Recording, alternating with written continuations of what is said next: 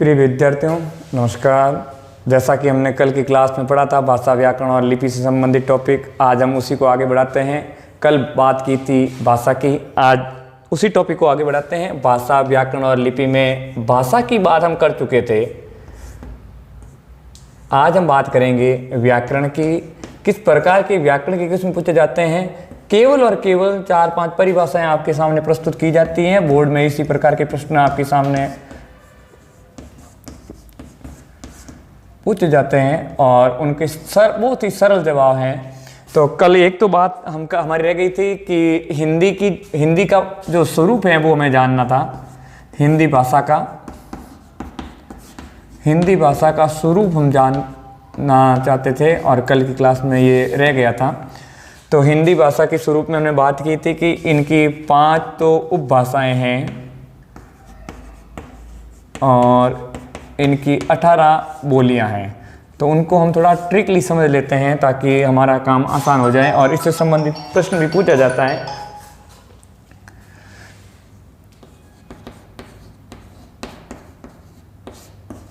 तो देखते हैं कौन कौन सी उपभाषाएं हैं और कौन कौन सी बोलियां हैं, कौन सी अपभ्रंश से किस भाषा का विकास हुआ है। तो सबसे पहले हम बात करते हैं इनकी 5 उपभाषाएं कौन कौन सी हैं।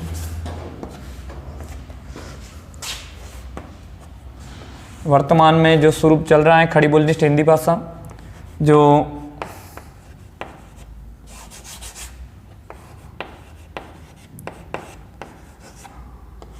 पश्चिमी हिंदी, पूर्वी हिंदी, राजस्थानी हिंदी, बिहारी हिंदी और पहाड़ी हिंदी, ये हिंदी की 5 उपभाषाएं हैं। इनका विकास कौन सी अपभ्रंश से हुआ है तो देखें, इसका हुआ है शोरशैनी अपभ्रंश। ये अपभ्रंश है भाषा का विकृत रूप।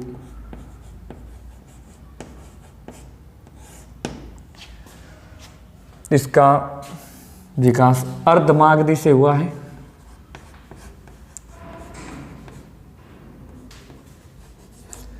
इसका भी शोरशैनी अपभ्रंश से। इसका विकास मागधी से और इसका खश अपभ्रंश से। चलो तो आगे बात करते हैं अपभ्रंश की बात कि इनकी कौन कौन सी बोलियां हैं। तो पश्चिमी हिंदी में जनरली 5 बोलियों का प्रयोग होता है। देखें, ब्रज भाषा जो भक्ति काल की साहित्यिक भाषा रही है, मध्यकालीन हिंदी साहित्य की।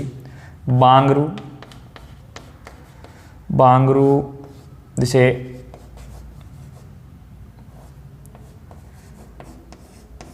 हरियाणवी भी कहते हैं। बुंदेलखंड के आसपास की भाषा। कन्नौजी और खड़ी बोली।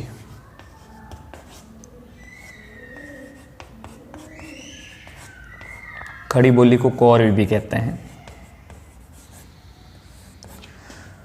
ब्रज, बांगरू, बुंदेली, कन्नौजी और खड़ी बोली, ये 5 बोलियां हैं वो पश्चिमी हिंदी की हैं। इसकी ट्रिक्स देख लें।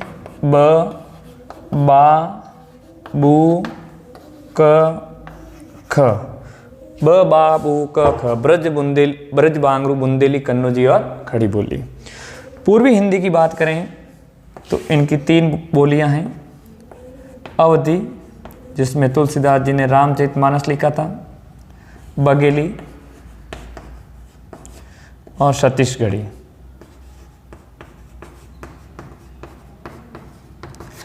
और इसके लिए एक साधारण सी ट्रिक है, वो है ABC। A for Awadhi, B for Bagheli, C for Chhattisgarhi. Rajasthani Hindi, Marwari Malvi,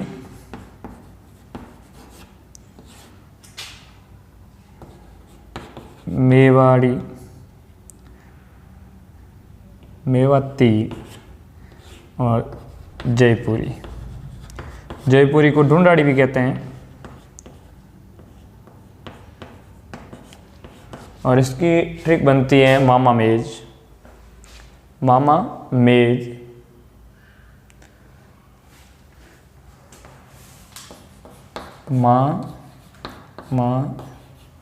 मेज। फिर भी यार हिंदी की बात करें तो मैथिली, मगही और भोजपुरी। ध्यान रहे मित्रों, मैथिली को 22 जो 8 अनुसूची में मान्यता प्राप्त भाषा है उसमें स्थान दिया गया है। और इसकी ट्रिक बनती है मैं भोज, मैम भोज। और पहाड़ी हिंदी में गढ़वाली, कुमायूनी और नेपाली,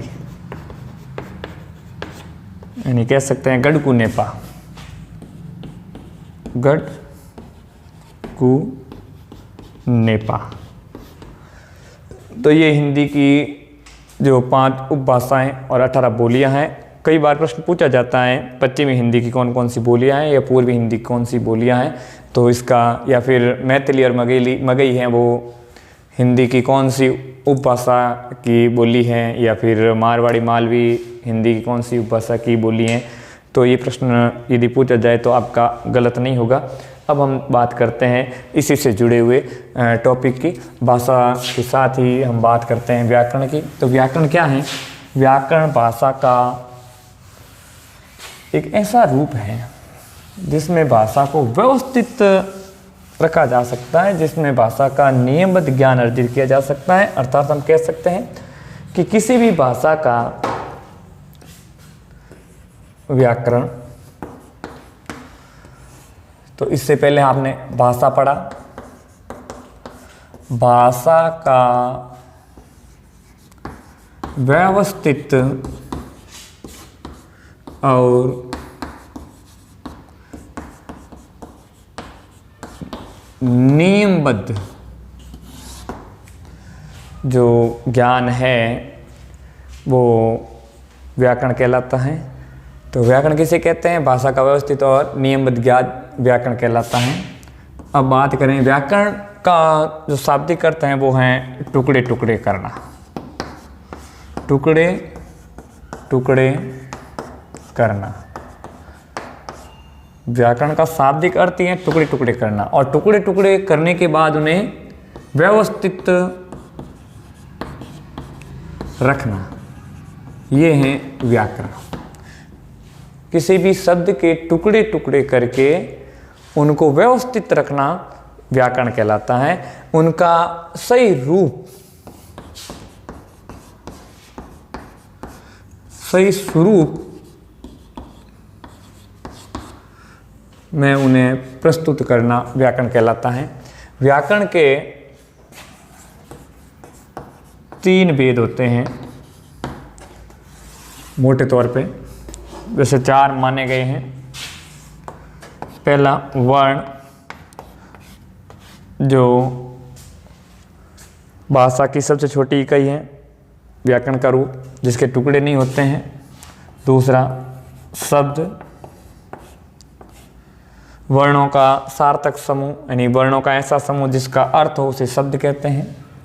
और तीसरा वाक्य, शब्दों का सार्थक समूह जिससे कोई निश्चित अर्थ प्रतीत होता है वो वाक्य कहलाता है। परंतु यही शब्द, जब हमने पद परिचय वाली क्लास में बात की थी कि पद किसे कहते हैं, शब्द जब वाक्य में प्रयुक्त होते हैं, शब्दों का वाक्य में प्रयोग होता है तो वो शब्द नहीं कहलाते हैं, वो पद कहलाता है। शब्दों का वाक्य में प्रयोग पद कहलाता है। तो हम बात करेंगे आज कि वर्ण विचार क्या है, शब्द विचार क्या है, वाक्य विचार क्या है। वर्ण विचार, शब्द विचार, वाक्य विचार और पद विचार के बारे में बात करेंगे और उससे संबंधित जिसे कह सकते हैं व्याकरण कोटि। व्याकरण कोटि की बात करते हैं तो व्याकरण कोटियों को 4 भागों में बांटा गया है। फर्स्ट वर्ण विचार, हम बात करेंगे वर्ण विचार की। तो वर्ण विचार में क्या होता है,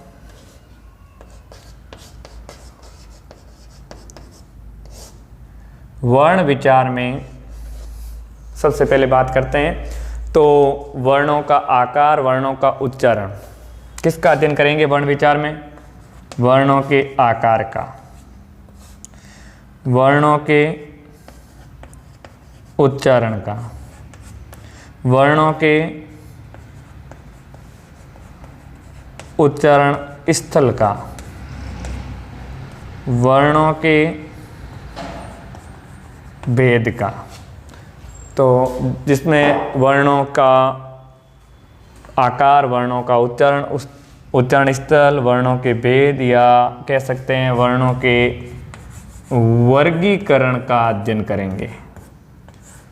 तो आपसे कहा जा सकता है वर्ण विचार क्या है? तो वर्ण विचार में वर्ण के आकार, उच्चारण, उच्चारण स्थल या वर्णों के वर्गीकरण का अध्ययन किया जाता है। अब बात करते हैं शब्द विचार। तो शब्द विचार में शब्द भंडार का,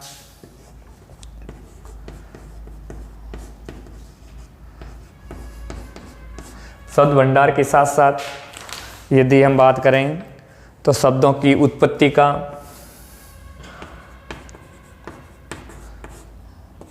शब्दों के संयोग का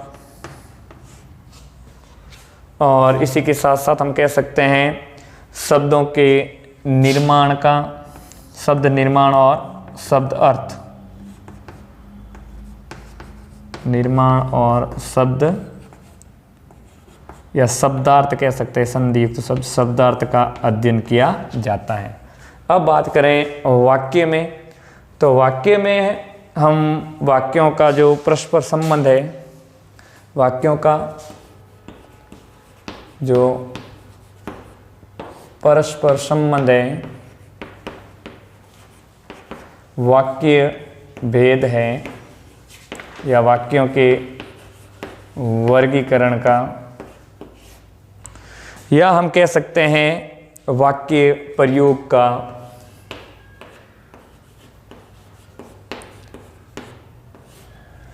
और इसी के साथ साथ हम बात कर सकते हैं कि वाक्यों के जो नियम है या वाक्यों का जो गठन है,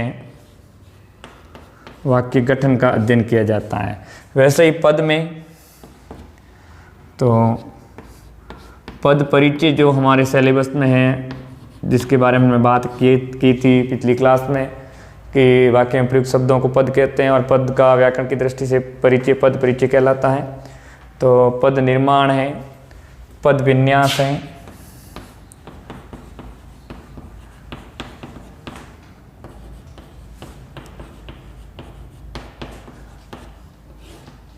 पदान्वय हैं, इन सब का अध्ययन है वो पद परिचय यानी पद विचार में किया जाता है। तो इस प्रकार के प्रश्न हैं वो व्याकरण से संबंधित हमें परीक्षाओं में पूछे जाते हैं। तो आज की क्लास में इतना ही। नेक्स्ट क्लास में हम लिपि से संबंधित बात करेंगे। तब तक के लिए नमस्कार, धन्यवाद।